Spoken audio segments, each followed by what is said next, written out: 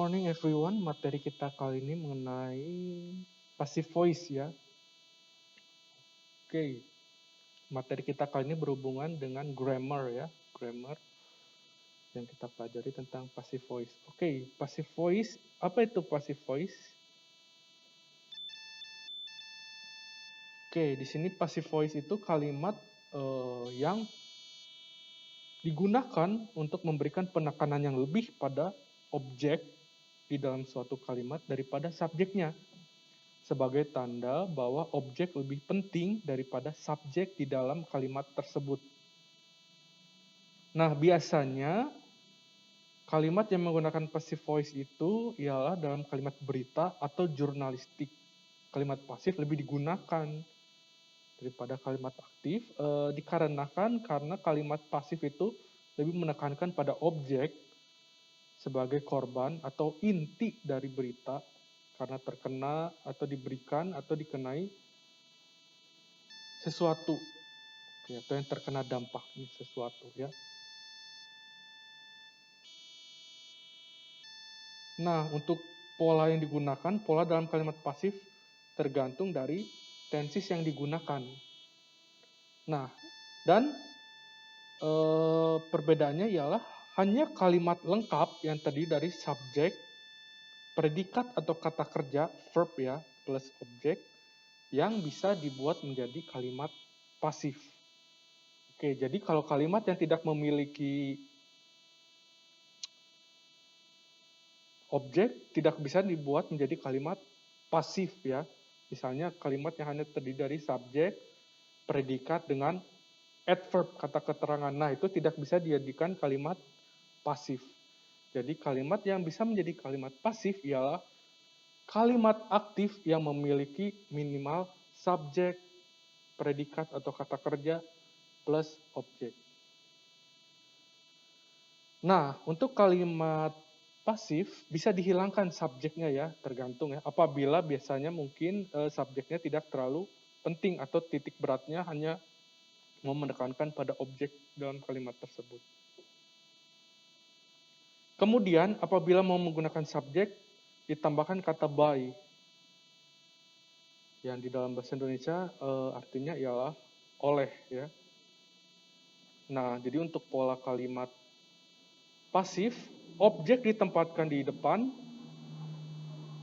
plus predikat plus by plus subjek.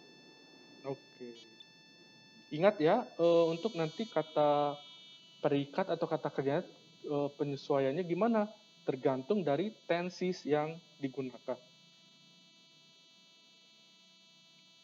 Oke, contohnya di sini ya. Ada beberapa ya, ada simple present tense, present continuous, past tense, past continuous, sama present perfect, sama future, simple future tense ya. Ini ada beberapa contoh ya. Misalnya untuk simple present tense ya. She cleans the room every day. Itu kalimat aktifnya ya. Untuk present continuousnya misalnya he is cleaning the rooms right now. Yang past tense-nya misalnya she cleaned the room yesterday afternoon. Yang past continuous-nya misalnya the cleaning service was cleaning the rooms at 12 yesterday. Yang present perfect-nya misalnya she has cleaned the room. Untuk yang simple future misalnya they will clean the rooms.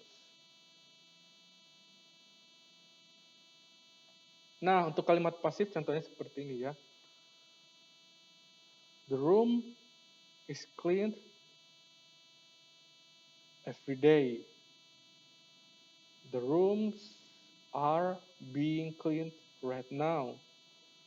The room was cleaned yesterday afternoon. Nah, untuk kalimat pasif, kata kerja yang digunakan selalu dalam bentuk verb bentuk ketiga ya. Untuk semua kalimat, untuk semua tenses. Jadi mau apapun itu tensesnya, mau simple present tense, mau past tense, mau past continuous, mau simple future atau present perfect, apapun itu, kata kerja yang digunakannya wajib dalam bentuk ketiga, verb 3 ya. Oke, untuk patternnya gimana nih? Nah, untuk kalimat simple present di sini ada contohnya ya. To be tidak boleh dihilangkan ya, tetap ada ya. Nah, tapi to be-nya bergantung dari si subjek yang di depannya.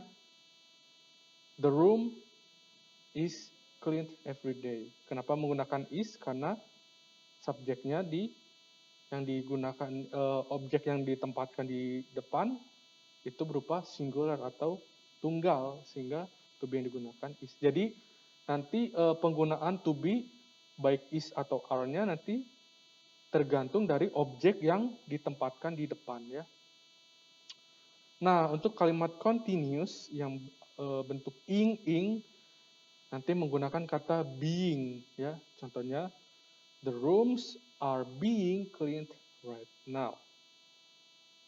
Oke. Nah, untuk kalimat past tense sama. Tinggal menggunakan was atau were. Tapi tetap kata kerja yang digunakan ialah verb bentuk ketiga. Kemudian semua yang berhubungan dengan continuous memakai being ya. Contohnya he couldn't check in at 12 noon yesterday because the rooms were being cleaned. Oke, jangan lupa kata being-nya ya. Nah, untuk present perfect menggunakan kata been.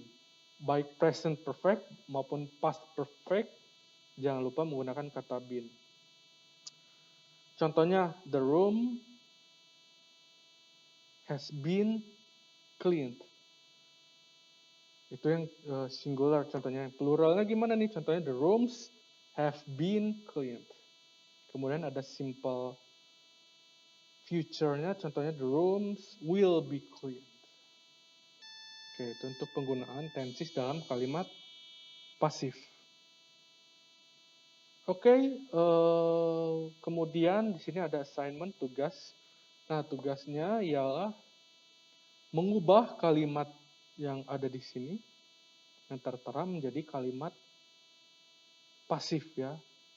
Change into pasif. Nah, ketika mengubah menjadi kalimat pasif, jangan lupa diberikan tanda keterangan jenis tenses apa yang digunakan dalam kalimat tersebut. Contohnya apakah dia simple present tense, simple future tense, simple past tense, atau present perfect. Tergantung ya, tergantung dari kalimatnya. Ada 10 soal ya, 10 questions.